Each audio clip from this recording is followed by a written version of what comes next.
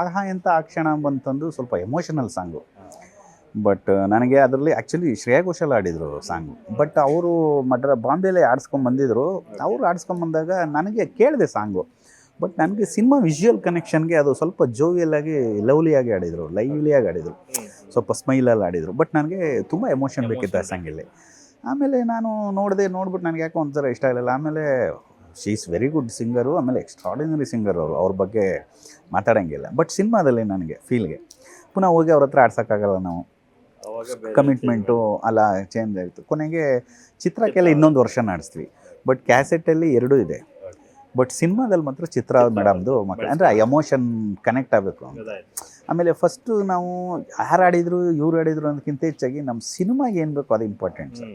ಈಗ ನಾನು 10 ಕೋಟಿ ಖರ್ಚು ಮಾಡಿ 5 ಕೋಟಿ ಖರ್ಚು ಮಾಡಿ ಒಂದು ಚೇಸ್ ಮಾಡಿ ಇಷ್ಟು ಮಾಡಿದ್ದೀನಿ ಖರ್ಚು ಮಾಡಿ ಸಿನಿಮಾದಲ್ಲಿ ಇರಲಿ ಅಂತ ಇಟ್ಕೊಬೋದು. ಆ ಸಿನಿಮಾಗೆ ಡಿಸ್ಟರ್ಬ್ ಆಗುತ್ತೆ ಅಂದರೆ ಅದು 5 ಕೋಟಿ ಚೇಸ್ನು ಎತ್ತಿಡಬೇಕು. ಯಾಕಂದರೆ ಜನ ಕೇಳಲ್ಲ, ನೀನು 5 ಕೋಟಿ ಖರ್ಚು ಮಾಡಿದೀಯ, ಅವರು ಬೋರ್ ಆಗಬಾರ್ದು. ಅದನ್ನು ನಂಗೆ ವರದಾನ ಹೇಳೋದು, ನೀವು ಎಷ್ಟೇ ಇಂಪಾರ್ಟೆಂಟ್ ಎಷ್ಟು ದಿನ ಶೂಟ್ ಮಾಡಿ ಎಷ್ಟೇ ಖರ್ಚು ಮಾಡಿರಿ, ಸಿನಿಮಾಗೆ ಅದು ಅವಶ್ಯಕತೆ ಇಲ್ಲ. ರಮೇಶ್ ಅವರೇ, ಮರ್ಸಿಲೆಸ್ ಕಿಲ್ಲಿಂಗ್, ಕಟ್ ಮಾಡಿ ಬಿಸಾಕಿ.